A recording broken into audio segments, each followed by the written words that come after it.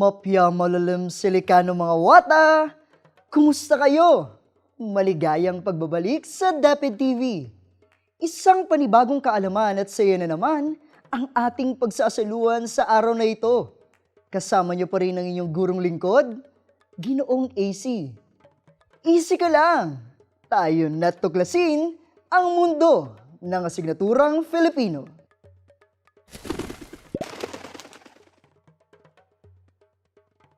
Bago tayo magsimula, tiyaking hawak na ninyo ang inyong ika-4 na self-learning module sa Filipino at maglaan ng ballpen at papel sa pagsasagot ng ating mga gawain. Naging masaya ba ang inyong karanasan sa pagsasagot ng ating mga pagsasanay sa nakaraang module? Sa araw naman na ito, ay matututuhan mo namang kilalanin ang sanhi at bunga ng mga pangyayari batay sa mapakikinggang epiko. Tara, magsimula na tayo! Marahil kayo'y nagtataka kung bakit ako nakasuot ng ganitong kasuotan. Ito ay dahil ngayon, ating lalakbayin ang mundo ni Indarapatra at Sulaiman. Pero bago tayo tumungo sa pag-aaral ng epiko, sariwain muna natin ang nakaraang talakayan kung saan pinag-usapan natin ang pabula. Natatandaan niyo pa ba kung ano ang pabula? Ang pabula ay isang uri ng panitikan na ang gumaganap bilang tauhan ay mga hayop upang mabigyang buhay ang layo ng manunulat na maipadama sa mga mambabasa ang gintong aral na matututuhan dito. Bilang panimula sa ating paksa para sa araw na ito, susubukin ko muna ang inyong kasalukuyang kaalaman. Huwag kang mag-alala. Ito ay panimulang pagsubok lamang. Nais kong sagutin mo ang mga tanong sa abot ng iyong makakaya. Handa na ba? Ayos! Kilalanin ang angkop na bunga sa mga sanhing nakasaad sa bawat bilang. Lagyan ng check ang iyong sagot. Para sa unang bilang, ang batang mahilig magbasa. Ano kaya ang maaaring ibunga nito? Lalabo ang mata, maraming kaalamang makukuha, o mahilig din mangopya. Ang maaaring bunga ng batang mahilig magbasa ay maraming kaalamang makukuha. Ikalawang bilang, ang batang likas na matapat. Ano naman kaya ang maaaring ibunga nito? Pag nakakita ng peray, kuha agad? Ipinagtatanong, isinasauli ang perang makita o madalas mangupit sa bulsa. Ang maaari namang ibunga ng batang likas na matapat ay ipinagtatanong at isinasauli ang perang makita. Ikatlong bilang, ang batang tunay na magalang. Ano kaya ang maaaring ibunga nito? Paggamit ng po at opo'y di malilimutan, di pinapansin gurong madadaanan, o binabati mga kamag-aral lamang. Ang maaaring ibunga ng batang tunay na magalang ay paggamit ng po at opo'y di malilimutan. Nakabibilib mga bata! Dagdagan pa natin ng isa pang pagsasanay. Basahing mabuti ang mga pangungusap. Markahan ng S kung ito ay sanhi at B naman kung ito ay bunga. Ika-4 na bilang. Araw-araw akong nagdidilig ng halaman. Lumalaki ang aking halaman. Alin sa dalawa ang sanhi at bunga? Araw-araw akong nagdidilig ng halaman. Ito ba ay sanhi o bunga? Sanhi! Samantalang bunga naman ang lumaki ang halaman. Madali kong nasagutan ang pagsusulit sa Filipino. Nag-aral akong mabuti. Alin sa dalawa ang sanhi at bunga? Madali kong nasagutan ang pagsusulit sa Filipino. Ito ba ay sanhi o bunga? Bunga! Samantalang ang sanhi naman ito ay dahil nag-aral akong mabuti. Ika-6 na bilang, hindi kami natuloy magbisikleta. Umulan ng malakas. Alin sa dalawa ang sanhi at bunga? Hindi kami natuloy magbisikleta. Ito ba ay sanhi o bunga? Bunga! Samantalang ang sanhi nito ay dahil umulan ng malakas. Kahanga-hanga mga bata! Di pa man tayo nagsisimula sa ating talakayan, binabati na kita. Bago tayo tumungo sa ating paksa sa araw na ito, bigyang baliktanaw ang ating nagdaang paksa. Matatandaan na tinilakay natin ang hinuha sa mga nagdaang talakayan. Ang hinuha o paghihinuha ay isang kasanayan sa pagbibigay ng prediksyon sa mangyayari gamit ang pahiwatig o clues, impormasyon at pangyayari. Sa aralin namang ito ay matututo kang magpaliwanag ng sanhi at bunga sa tulong na rin ng maihinuha mo batay sa mga pangyayari. Kilala mo ba kung sino-sino sila? Sige nga, hulaan mo. Sila ang mga paborito mong international superheroes na sina Superman, Batman, at Wonder Woman. Ang susunod naman ng mga larawan, kilala mo kaya sila? Sila naman ang mga kilalang superheroes sa ating bansa. Sila sina Captain Barbell, Plastic Man, at Darna. Sila ay mga kakaibang tao sapagkat sila ay nagtataglay ng kakaibang lakas at kapangyarihan. Ang mga larawan na ito, sila naman ang tinatawag nating modern heroes, mga frontliners na dugot pawis ang iniaalay sa pagsugpo ng sakit na COVID-19 sa panahon ng pandemya. Alam mo ba kung ano ang tawag sa isang akda na nagsasalaysay ng kabayanihan ng isang tao nagtataglay ng kapangyarihan na umaharap sa mga tagpong kababalagan at hindi ka panipaniwala sa isang lugar? Ang tawag dito ay epiko. Unawaing mabuti at sagutin ang mga gawain mamaya matapos ang pagbabasa. Huwag na nating patagalin pa. Tara na't pakinggan at basahin ang isang epiko na Maguindanao na isinatula ni Bartolome del Valle na pinamagatang Indarapatra at Sulaiman. Noong unang panahon, ayon sa alamat ng Pulong Mindanao, ay wala ni kahit munting kapatagan.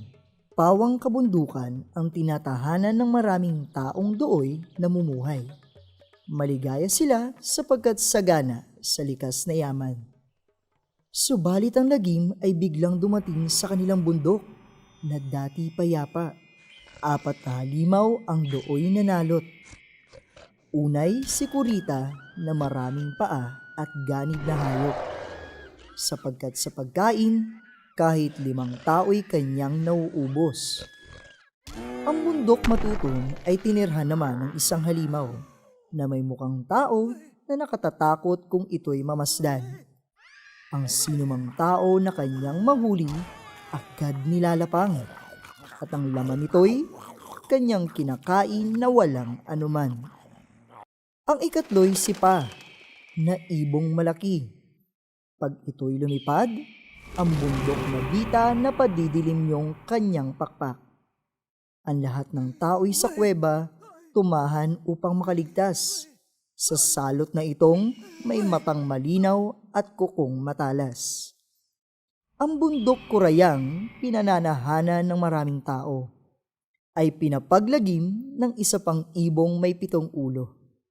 Walang makaligtas sa bagsik ng kanyang matalas na kuko, pagkat maaaring kanyang natatanaw ang lahat ng dako. Ang kalagim-lagim na kinasapitan ng Pulong Mindanao ay nagdulot ng lungkot sa maraming bayat mga kaharian. Si Indarapatra na haring mabait, dakil at marangal ay agad nag-utos sa kanyang kapatid na prinsipeng mahal. Prinsipe Sulaiman, ako'y sumasamo na iyong iligtas ang maraming taong nangangailangan ng tulong mo, tabag. O mahal na hari na aking kapatid, ngayon ay tila lilipad at maghihiganti sa mga halimaw sa talim ng tabak. Binigyan ng isang singsing at isang espada ang kanyang kapatid upang sandatahin sa pakikibaka. Kanyang isinabit sa munting bintana ang isang halaman at saka nagsulit. Ang halamang ito'y siyang magsasabi ng iyong nasapit. Nang siya'y dumating sa tuktok ng bundok na pinag-aarian nitong ni Kurita, siya ay nagmasid at kanyang natunghayan. Ang maraming nayong wala kahit isang taong tumatahan. Ika'y magbabayag babagis na hayop! Yaong kanyang wika.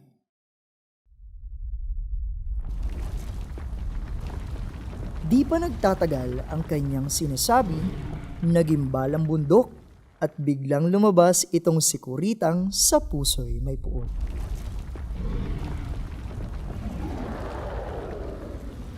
Sila ay nagbaka at hindi tumigil hanggat malagot. Ang tangang hininga niyong si Kuritang sa lupa ay salot. Tumatag ang puso nitong si Sulaiman sa kanyang tagumpay. Kaya't sa matutong hinanap naman ay si Tarabusaw. Sa tuktok ng bundok ay kanyang namalas ang nakahambal na mga tanawin. Ngayon di lumabas nang ika'y mamatay! Noon di nahawi ang maraming puno sa gilid ng bundok at ilang saglit pa'y nagkakaharap na silang puso'y nagpupuyos. Yaong si Sulaymay may hawak na tabak na pinag-uulos. Ang kay Tarabusaw na sandata na may sanggang panghambalos. At sa paghahamok ng dalawang iyong balita sa tapang, ang ganid na hayop sa malaking pagod ay napahundusay. Ang takdang oras mo'y ngayon dumating na! Sigaw ni Sulaiman at saka sinaksak ng kanyang sandata ang tusong halimaw. Noon din nilipad niyong si Sulaiman ang bundok ng Bita. Siya'y nanlumo pagkat ang tahanan sa tao ay ulila. Ilang sandal pa ay biglang nandilim gayong maaga pa. At kanyang natantong ang kalabang ibon ay dumating na. Siya ay lumundag at kanyang tinaga ang pakpak ng ibon. Datapwat siya rin ang sinamang palad na bagsakan niyon. Sa bigat ng pakpak, ang katawan niya'y sa lupa bumaon, kaya't si Sulaiman noon ay nalibing na walang kabaong. Ang kasawiang ito ay agad na batid ng mahal na hari, pagkat ang halaman noon di nalantat sangay ng abali. Siya ay patay na! Ang sigaw ng kanyang namumutlang labi. Ang kamatayan mo'y ipaghihiganti, buhay may masawi. Nang siya'y dumating sa bundok ng Bita, ay kanyang kinuha ang pakpak ng ibon. Ang katawang pipi ay kanyang namalas, nahabag sa kanya ang kanyang bathala. Biglang nagliwanag at ilang saglit pa ay nakita niya ang tubig na lunas. Kanyang ibinuhos ang tubig na yaon sa lugaming bangkay. At laking himala, ang kanyang kapatid ay dagling nabuhay. Sila ay nagyakap sa gitna ng galak at ng katuwaan, saka pinauwi itong si Sulaiman sa sariling bayan. Sa bundok Kurayan na kanyang sinapit, ay agad hinanap ang ibong sa tao'y nagbibigay lagim at nagpapahirap. Dumating ang ibong kay laki ng ulo at ang kukong matalas. Subalit ang kalis ni Indarapatra ay nagwagi sa wakas. Sa kanyang tagumpay, may isang diwatang bumating magalang. Salamat sa iyo, butihing bayani na ubod ng tapang. Kaming mga labi ng ibong gahaman, ngayoy mabubuhay. at kanyang namalas ang maraming taong nooy nagdiriwang. Nabihag ang puso ng mahal na hari sa ganda ng mutya, kaya't sa naroon ay kanyang hiniling na lakip ang sumpa na sila'y ikasal. Noon di binuklod ng isang adhika ang kanilang puso. Mabuhay ang hari! Mabuhay! Ang sigaw ng madla. Ang tubig ng dagat ay tila hinigop sa kailaliman at muling lumitaw ang lawak ng lupang pawang kapatagan. Si Indarapatra ay hindi na bumalik sa sariling bayan at dito naghari sa mayamang lupa ng Pulong Mindanao.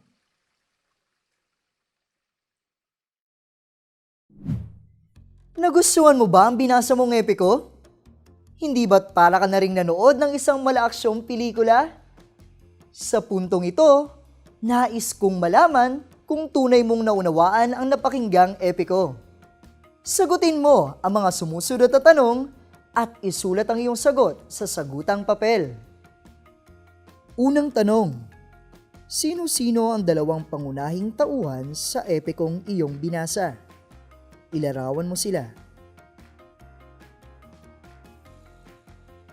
Ang dalawang pangunahing tauhan sa epiko ay sina Indarapatra at Sulaiman.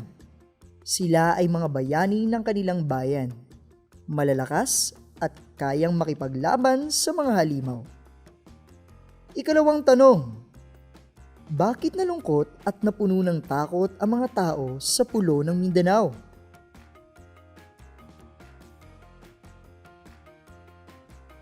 Nalungkot at napuno ng takot ang mga tao sa pulo ng Mindanao dahil sa 4 na halimaw na nanalot doon. Ikatlong tanong, kung ikaw si Sulaiman, gagawin mo rin ba ang ginawa ni Indarapatra na tulungan ang mga taong ginugulo ng mga halimaw?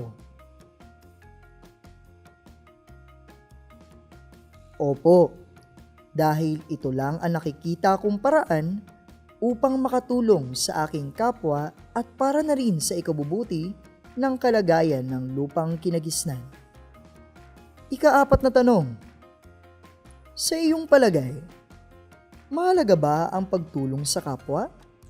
Ipaliwanag mo ang iyong sagot.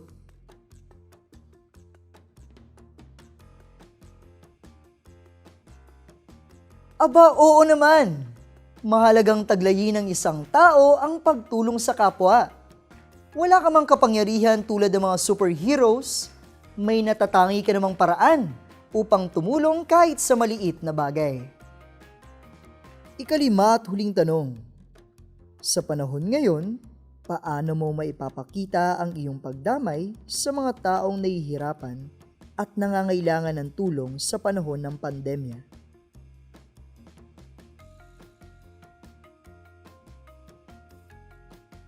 Bilang parte ng kabataan sa kasalukuyang panahon, isa sa mga pinakasimple at epektibong paraan upang makatulong sa panahon ng pandemya ay maging ehemplo sa pagsunod ng mga alituntunin sa pagpapanitili ng seguridad ng bawat isa.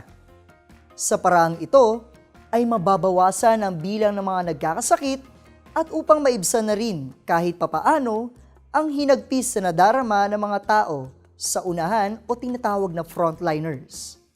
Manatili sa bahay, ugaliing maghugas ng kamay at maglinis ng paligid. Natapos na natin ang ating mga panimulang gawain patungkol sa epiko na pinamagatang Indarapatra at Sulaiman. Marami ba kayong natutuhan sa araw na ito? Magaling! Ipagpatuloy mo lang ang ganyang gawain. Sa susunod na pagkikita, ipagpapatuloy natin ang ating talakayan patungkol sa epiko. Sana'y naiwan sa inyong isipan ang lahat ng mga napag-aralan natin sa araw na ito. Muli, kasama niyo pa rin ang inyong gurong lingkod, Ginoong AC. Wikang Filipino'y pagyamanin, mahalin ang sarili natin. Magkita-kita tayo muli bukas at sabay-sabay nating tuklasin ang mundo ng asignaturang Filipino. Metoden ba? Syukran!